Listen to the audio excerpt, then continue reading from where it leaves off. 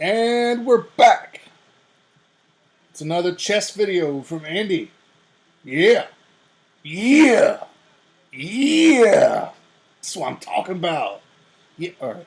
So this video is going to be a little bit different. I'm going to mix gameplay and tactics. I'm not going to cover a whole lot of gameplay. I mean, I'm going to run through a couple games just to show you some stuff. But the majority of this video is going to be on, I have some tactical examples that I want to show you. So, a word on tactics. The tactics are, as you probably read or heard or whatever, are the bread and butter of chess. You can have it's possible to have a shitty opening repertoire, but be a master tactician and still fight your way out of any scenario that you may encounter. It's not always that easy, of course, because openings are theoretically sound. The theory in chess means exactly what it does in mathematics. You know, you talk about, algebra theory or chaos theory or whatever. It means the word theory, of course, is used to say, well, we don't know everything that there ever could be, but what we do know we can prove. And the same is true in chess. Chess theory is not just some old man's opinion about how you ought to move things. It's backed up by computer analysis. So anyway, chess theory tends to indicate that openings are theoretically sound. Most of the openings that we know about are theoretically sound in that they are good counterbalance moves for every move that white may make. For instance, black has a number of ideal counter moves. So I know I'm rehashing shit you probably already know, but once you get through with the opening, which there's no set definition for when that is, generally it's accepted when both players have castled, but depending on what moves have been made, you could be in mid-game within 5 to 8 moves. You'd never know. But anyway, after that, tactics become the your primary weapon, and the reason is because openings are great in the sense that if you screw up an opening, you can lose the game because you could be down material within the first 4 moves if you screw it up. So you want to know your openings mainly so that you don't lose material in the first 5 to 8 moves, because that can happen if you don't know some good counter plays to each of these moves. But after that point, you get into mid game, and now it's about laying traps and deception and that kind of thing, for which your planning is always in motion. There's no with a opening repertoire. You can say, well, I'm going to play the Roy Lopez, or I'm going to play the Scotch game, or I'm going to play the whatever. That's fine, and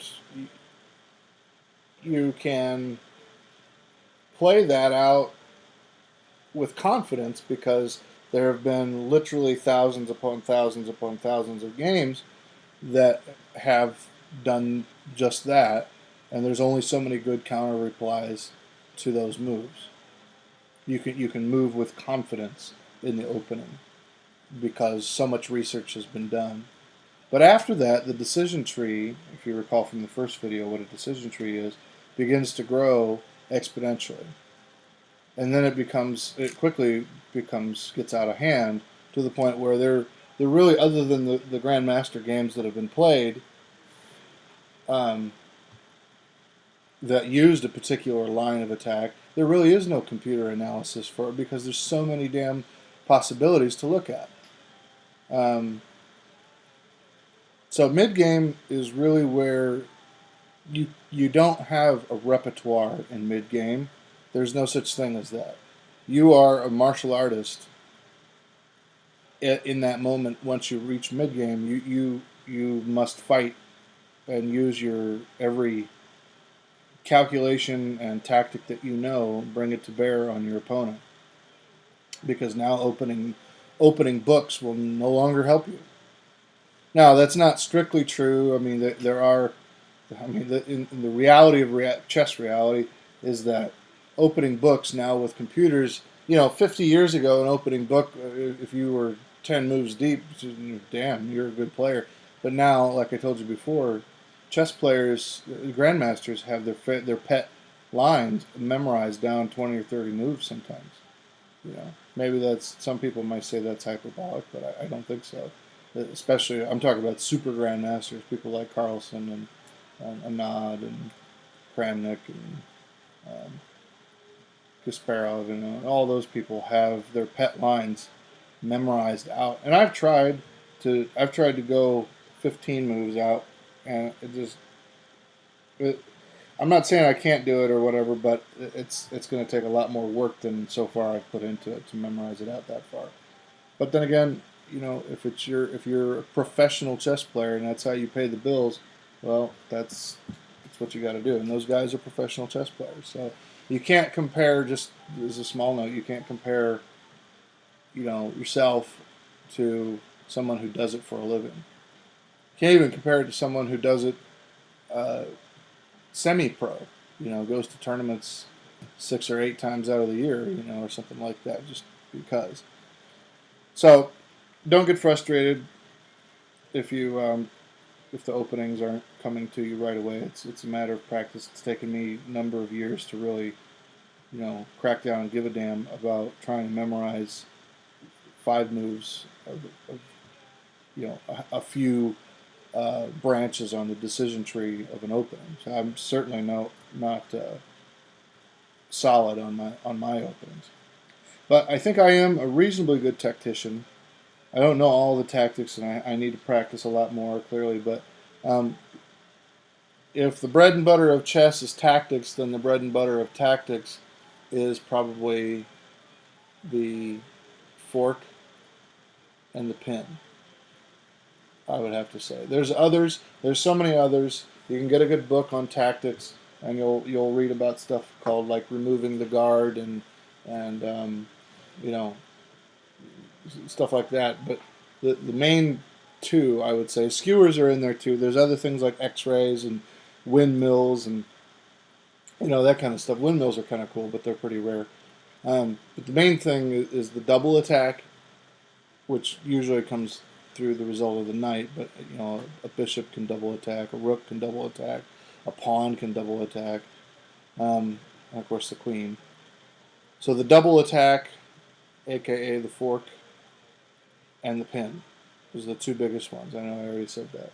Skewer is useful, but it's one of those things where you want the juicy target, and the juicy target in a pin is what you get. You don't really get much of a juicy target in a skewer because it's the other way around. The high-ranking piece is up front. So, without further ado, let's take a look at some games. I just want to show you this one here. This is just general chess playing advice. This dude, 1048, whatever the hell that means on chess.com. I sent you an article, by the way, you probably got it, about ratings in chess.com. The author of that article seems to think the chess.com rating is reasonably strong. So then these ratings are approximate reflections of what you would see USCF probably. I don't really know. I think you could make an argument one way or the other. But actually, I played this game when I was waiting for you to log on. That's why you see time 15 minutes. I just wanted to quit game to see what was going on, or just to get warmed up.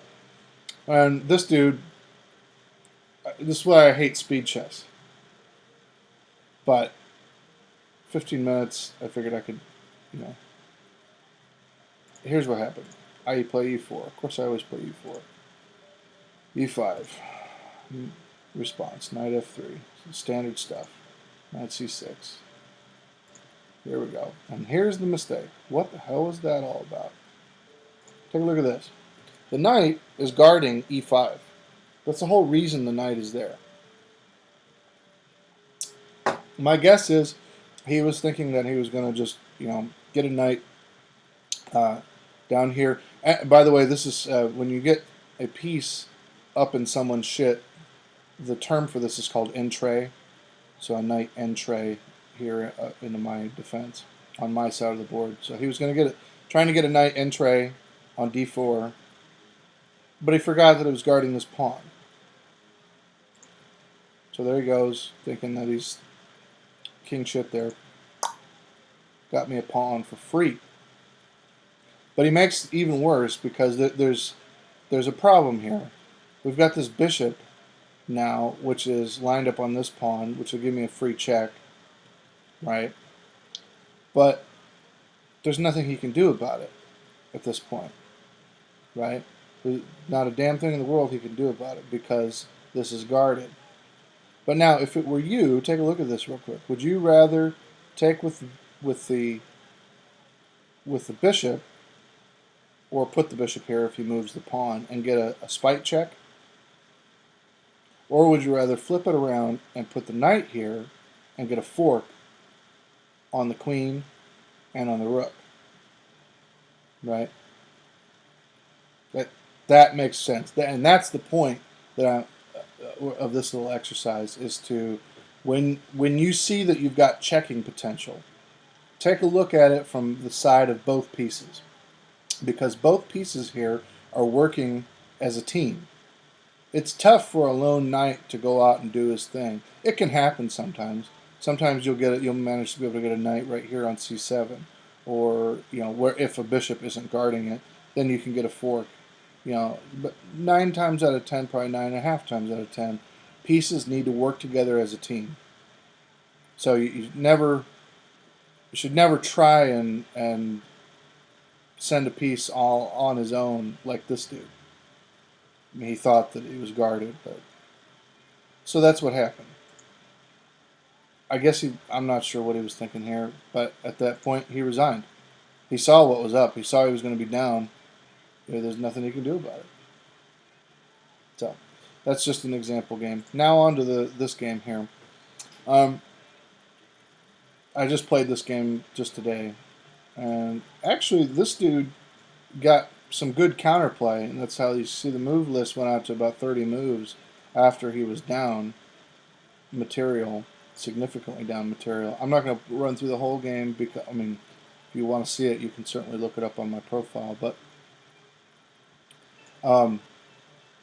he did generate some really good counterplay that I had to sit and think, and I used up probably all but 10 minutes of my time control trying to think my way out of this this little scenario that he had cooking up here with his rooks and the well, that's how I got out of it. But well, anyway, you can go through that at your leisure. Point is that e4, e5. Again, we got standard stuff. Moving bishops out here to control diagonals. It's nothing's harming the bishops. There's no other pieces that are threatening bishops, so you can kind of do this. This is the kind of the functional theory behind the Roy Lopez opening. You can extend the bishop early in the opening. Castle. He should have castled at that point, but at least I think he should have castled. If I were playing white, I probably would have. But instead, he went for the pawn grab. Now, that kind of pissed me off a little bit because I didn't guard my pawn. What I should have played before, instead of castle, I should have played d6. That's what I should have done. That's what theory dictates. And I was just not paying attention for whatever reason. You get blinds, or some of these things you think because, or at least the eye and the brain are wired together to think that because a piece is next to a pawn, that somehow it's protected or whatever. And I think the trick is each time you play a game or you play a move, it changes the board. And I mean, it's like a no shit statement. Oh, of course it changes the board. No, but think about it in a kind of Zen-like way that every move changes everything. And if you think about it like that, then it'll help you to not ignore the current possibilities that lay on the board. If you say, well, let's go back one. All right, now white is to play, so he plays. Now, You could have the, oh, that's a benign pawn push. No. That changes everything, right? How does it change everything? Well, you got the bishop coming down here, and you've got, this or what. That's beside the point. The idea is that you, in your brain, you then look at every position on the board anew, and then hopefully you'll catch stuff like oh, I've got a pawn that is laying in pre. I need to. That's another term, by the way. If it's a free piece, it's called in pre. All right. So anyway, I've got a pawn laying in pre. If I hadn't have just zoned out and said, oh, that's a benign pawn push, I better castle while I still can, blah, blah, blah, I would have seen this, and I would have played d6 and guarded that, plugged that little hole. But I didn't. Turned out it didn't matter, but it does matter because you don't know if you're going to win, right? Now I play that. Now I put the question to the knight. And then he moves back. Now it's not exactly a wasted move because he got a pawn for free. Now there's the pin. Like I told you, pins are bread and butter of chess. So are forks. Oh, he's going to threaten the bishop. Now you might ask yourself, why did you do that if you knew you were going to get, you could see that right away. You know that it doesn't cost him anything to threaten the bishop or to put the question to the bishop. So why, when you're in this position, why would you do this? Well, the answer is that I can see he's going to castle. He's got castling potential. He's also got 3 pawns in a row. I don't like that. I want to, if I can do nothing else, I want to be able to break one of the windows in this fortress. So the way to do that is to threaten with the pin. And then he's saying, well, I can threaten his bishop for free. Except it's not for free. It comes at a price. That price is he breaks a window in his own defense. Works for me. I'll retreat the bishop because I know I can save the bishop. But this poked a hole in his defenses for nothing. That's a positional tactic, not a I should say a strategic tactic, and not a tactic against pieces. But it's something that'll pay off later. So he makes a knight move. I was expecting g4 and really hem in the bishop there. But even if and this is a problem because I should have pulled back instead of, but instead of here, I should have pulled back. And the reason is because he could then play, instead of, this was a mistake on his part because he should have played g4. If he plays g4, I have to pull the bishop back to g6 to save him. Now, there's nothing that can harm him, but he can play h4 and then h5. And then the bishop becomes a bad bishop because he can't go anywhere. I can't move him anywhere without him being taken. And the only way to save him is to play h6, which after h4, after he plays h4. Then I can tuck the bishop back here in h7 and he's safe. But it comes at a price. The price is that I've poked a hole in my own windows. So I should have moved him back while I still had the chance. But I got lucky.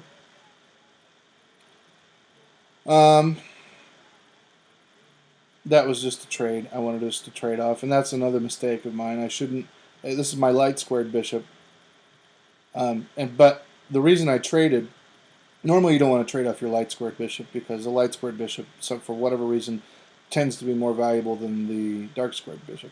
Don't know why, but the reason I took him was because this has become basically a bad bishop. I can't pull the bishop out of this quadrant without losing the bishop, right? I can't move anywhere now. If I move down here to save him, then it's 1, 2, and it's a number of, well, that's it, down here and then up and then back. That's 2.5 moves or 1.5 moves just to save the bishop. And I've lost initiative and I've lost time. And for what? To get a bishop that doesn't have a good line of sight anyway? Doesn't have a good killing field to work with? Remember, bishops are snipers. They need to be positioned on long diagonals. They can be effective in other places, but they prefer to be nestled down here in the woods so that they can fire long distances. Bishops live in the bell tower. Remember that. So anyway, the reason I took was because this bishop is on the verge of becoming a bad bishop and becoming a liability. So I see that and I said, well, okay, well, it's early in the game. I might as well just go ahead and take, even though if it is my light squared bishop, I can do one of two things. The queen will probably come down and take it, but if he doesn't, there's two possibilities. He could take with his pawn, and then his pawns are stacked, and that's yet another weakness on his side. If he takes with the queen, then the only thing that's happened is that I've traded a piece for a piece. At this point, this piece is worth just as much as this piece. And that's what happened. So now I want to take control of this file because I'm hoping, I don't know what's going to happen. Remember we talked about the wish list. I don't know what's going to happen. But in any event, I'm just going to keep running through this game here so that we can get to the main point. Castle, castle. All right, now this is the main point. This is the moment we've all been waiting for. This is an outpost square. It's free. There's nothing here that can take back. He's hoping that he's going to be able to get some kind of combination going here with these three pieces. But again, remember what I told you the other night, which is add it up first. See whether or not he's going to actually come out on top with this kind of exchange. And if he's not, then don't worry about it. Go do your own thing. Set up your own attack. And live in complete freedom that this is nothing. And let me show you why. Right? Bishop takes. Queen takes. My queen. His queen takes. Pawn takes. Now what? Bishop takes. F7. King takes bishop. Now he's liquidated all his pieces, and he's hosed. I have. Well, it's actually, I guess it would be even at that point. So this is something that's not gonna. He's not gonna burn up all those pieces for a failed attack. And if he does, then it's a failed attack. So big deal. So I can live in freedom here, knowing that there's nothing that can happen here. That he's not gonna be able to win, right? So go ahead and move something else. Something that this knight isn't doing anything here anyway, but this is far more valuable. Now I'd like to be able to, obviously that's the thing, you want to be able to take right away. But I noticed something interesting when I moved him here. I noticed, ooh, I would really love to have a fork. I want my knight here so that I can fork the queen and the king. I know she's not forkable just she's not forkable just yet, but she probably will be, right? Because she has to move somewhere if she's going to be. Right now she's under attack, so the queen has to move somewhere. She's got to move somewhere, and wherever she moves, right? She's not going to move here because of this knight. Well, I guess we'd just trade. I don't think he wants to do a trade. It's not going to move here because of the knight, so that's not a good idea to put the queen anywhere around here. So the only places where she can go, where she's not retreating, because he wants to continue whatever kind of combination he's cooking up here, is somewhere like right here or right here. Right? That seems logical on the outside, that you'd want to keep your queen somewhere in the quadrant. However, and this is why it's important to look at all the pieces that can do a checking move before you move. It's like, well, what's this knight doing here? Can he check the king? Answer, yes. Under what conditions can he check the king? Right? That kind of thing. That's what you got to be asking yourself. So then his move was to get her out of the way. Queen's under attack. Now, this is an example of what's called removing the guard. I need to put the question to this knight because he's guarding this square, and I just can't have that if I want this nice, gorgeous-looking fork between queen and king, or family check. So I put the question to the knight. Right? So then the bishop moves, preparing for a mate. He wants to get this checkmate. But this kind of formation, you see this a lot. People think that they're going to get somewhere by doing this. This is easily thwarted. You know how? Psh, just like that. Now everything's gone. This is why, by the way, you need to keep those 3 pawns in front of the king for as long as you can. And the reason is because at the moment of truth, they can do something like this and come together as a team, the A team, like this, to defend the king. Queen takes, take back. You got 2 take-backs possibility here on the G6. And there's this neuters the bishop. There's nothing you can do here. And the same would be true if the queen were here and the bishop were somewhere else, right? Because there's another square that has to happen, which is then not guarded, right? Now, this is not always the case. Sometimes there's exception to all rules or whatever. But in any event, now he sees that his knight is under threat. It's like, oh, he's gonna take the knight. I better get the knight out of there and put him into play.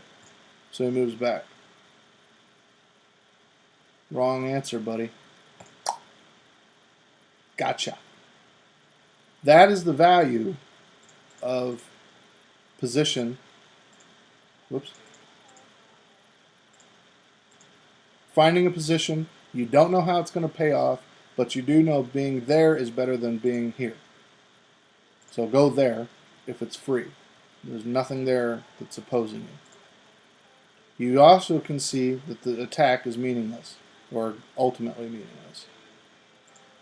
This is, like I said, this is called removing the guard. There's nowhere else, wherever else the knight goes, doesn't matter where he goes, he's not being able to guard this square, and that's the key square. And that's your real intention. So you can see how pieces act as a team. Knight, get in there. Psh. Oh, she moves. Bishop, get in there. Psh. He moves. He moves. He moves.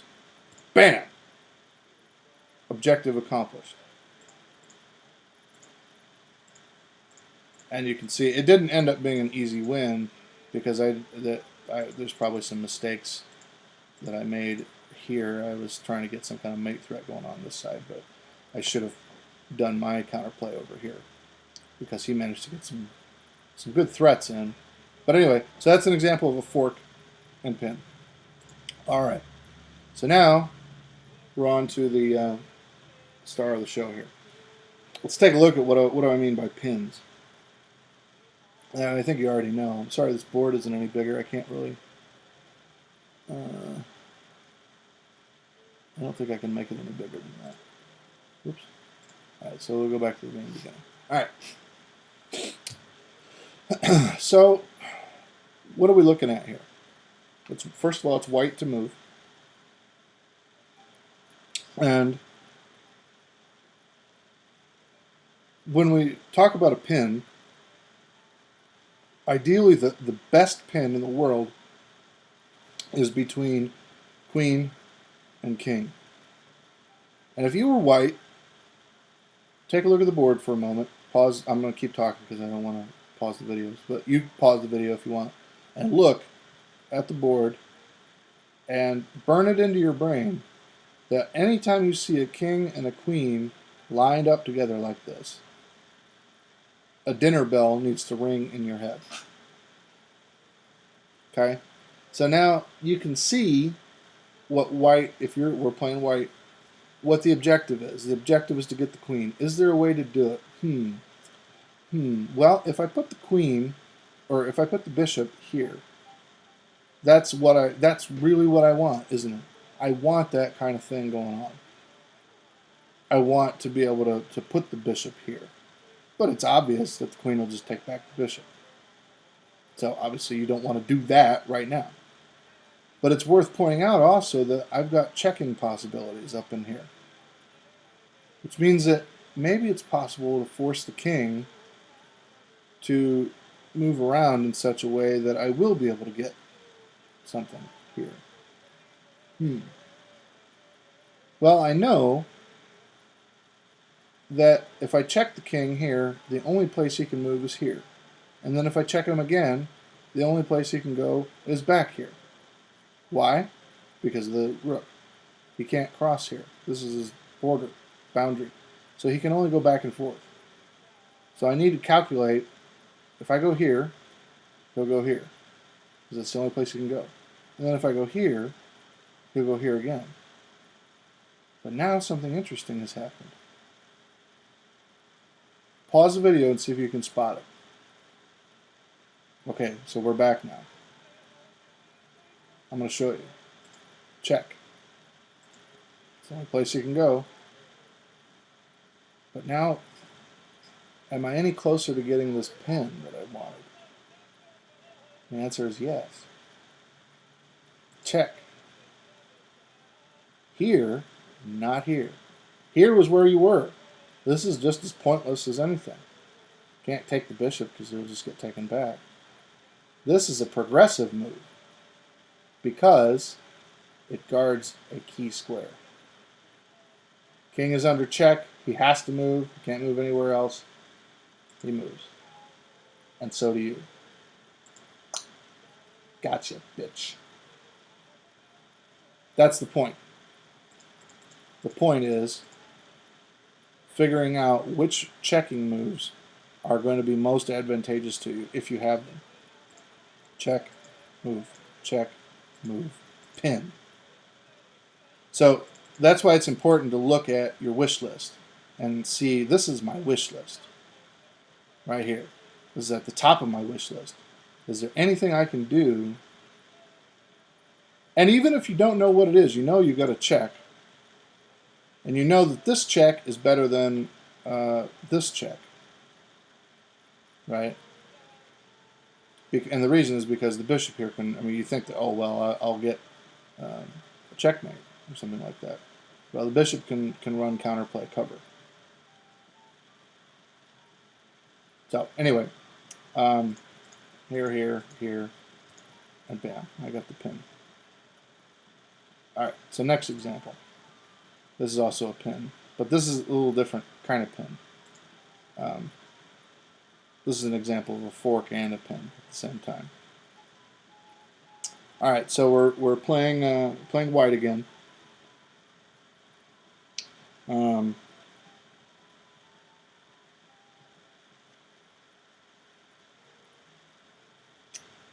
Hang on just a second. I want to be sure my notes are correct here.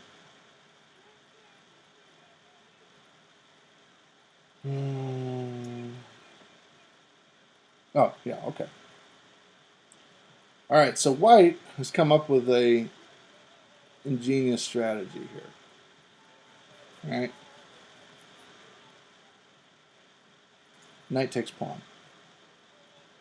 Bishop takes knight. Rook takes. Now, why is this advantageous? Well, let's go back to the beginning. It's not obvious at first, is it? No good combination is obvious at first.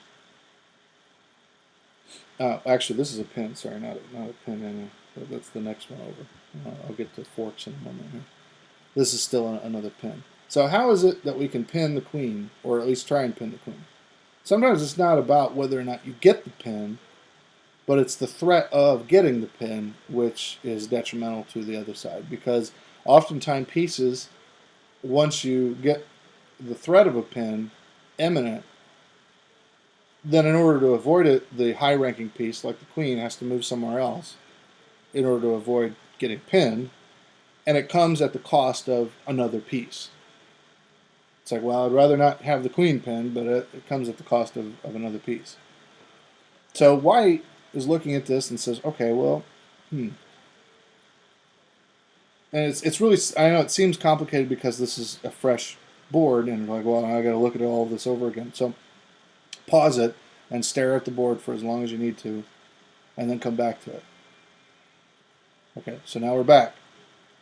So now, in your mind, when you're playing white, or whatever color it is to play, you know in your mind that certain moves are stupid, and you wouldn't play them. You wouldn't play a pawn move, you wouldn't play a queen move, you wouldn't play a rook move at this point, and you wouldn't play a king move.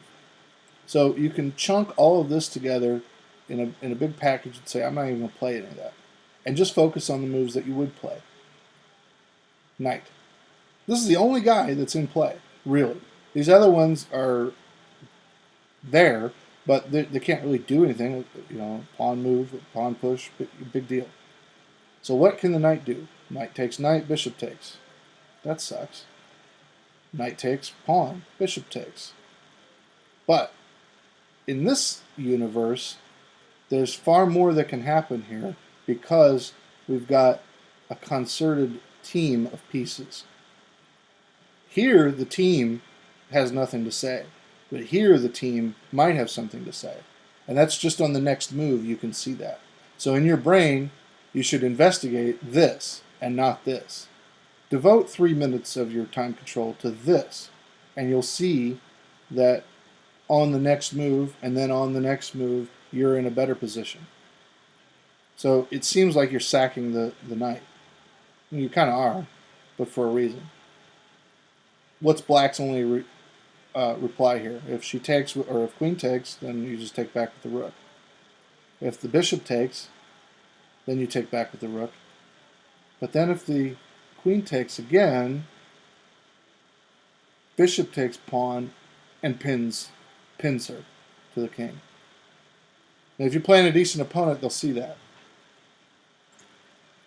And in this case, at least the example anyway, black has to move the queen elsewhere. If she takes, then she gets pinned. So if he wants to save the queen, God save the queen, then he has to move her somewhere else, and it will come at the expense of the knight. And not only that, but he will probably pick up this pawn for free. That's the kind of thing that, that's the threat of a pin is as effective or worse than the pin itself. Because in this case, you pick up 2 pieces and you pick up the check, so to speak. Okay, so you can run that example as much as you like. Next example. Now we're moving on into forks, because it's dinner time. Oh, it's not. It's only 4:51. Anyway, all right. This is a simple one. There's not too much here other than see if you can, don't look at this. Don't look at this. All right, so pause it and see if you can tell me what the best move is for black. All right, you done? Well, you probably would have spotted knight c2 check. Got a nice beautiful fork here and a pin of the queen. Normally you wouldn't do this. You wouldn't pin a queen with a queen unless there was a check, because the queen can't do anything at that point. Right? So that right there is it's kind of simple, but the idea is that you get 2 things done at the same time. Okay, last example. Let me think. Where are we here? Okay, so it's black to move, and black would really love to have this pawn here. Right? You really well, not just the pawn, but wants the queen right here. This would be ideal because she's defended. That's a checkmate. Duh. Right? The only problem is queen, rook, and king that could take back, assuming it wasn't guarded.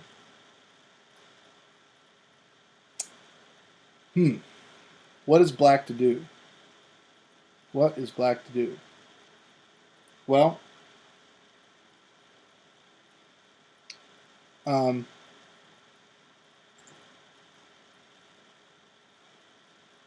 knight takes bishop. What could possibly be the point of this? Bait is the point. To white, the knight looks free. And it looks like we're just trading pieces. He gets a bishop, I get the knight. That's what it looks like. But what white forgets is that the queen is running cover for the king.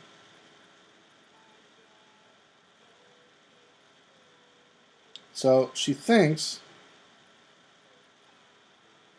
that she's going to get that for free.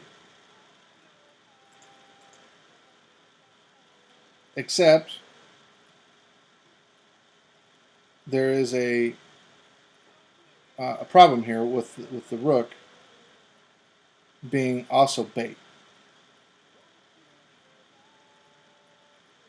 Can you see what it is? Sorry, I'm talking slow. I'm trying to regather my thoughts here. So this also looks like free material, except that if king takes, right, this is black's strategy, right? There's no, let me start from the beginning because I'm tripping over myself here. Okay. This pawn, well, actually, let's start with a little different example. The idea that black wants to play is he wants to play the knight somewhere around in here so that he can generate possibilities of check. The only way to do that is to force or at least bait the opponent into putting his pieces on certain squares that he didn't realize were vulnerable. In this case, black is willing to spend the money in order to get the pieces where they need to be. So the idea ultimately will be a fork, but in order to get there, he has to spend some money. So he first spends the knight. That's great. That puts the queen into this L-shaped position for the knight. The only difference is there's nothing else to fork him with. So all it is a meaningless attack on the queen if he moves the knight now. What else does he have to do? He has to get the king to either come here, well, not here, sorry, either here or here. That's the only two possibilities that he can do. He sees that, he saw that ahead of time, that the king can do that. Let's say he takes back, he can't take back with the rook, right, because the rook is pinned. So black takes. Now, curious condition here. Because let's say he takes back. Right? Then fork. That's what we were gunning for to begin with. But if black did his job right, he noticed that there was something more here besides just a fork. Although the fork is good. There's three major universes of how things can go for the king at this point, assuming that he got the queen to take the bait. And he did. Right? It looked like a free piece, but it ended up being bait. And there's three, like I said, there's three distinct universes here after the rook takes the pawn. In the one universe, we have king takes rook. I just showed you that, which opens up the check, the double check, or the fork. In the other universe, because where else can the king go? Right? How about this universe? King G1. Mate. So that's not good. How about King E1? Doesn't matter. Same difference. Check. And of course, king can't go here. Let's take. King can't go here because he's being attacked by the rook. And I just showed you. Take. So it doesn't go well for white in any of these universes because he chose to take, and then let's say took again. To take is a mistake. Remember that.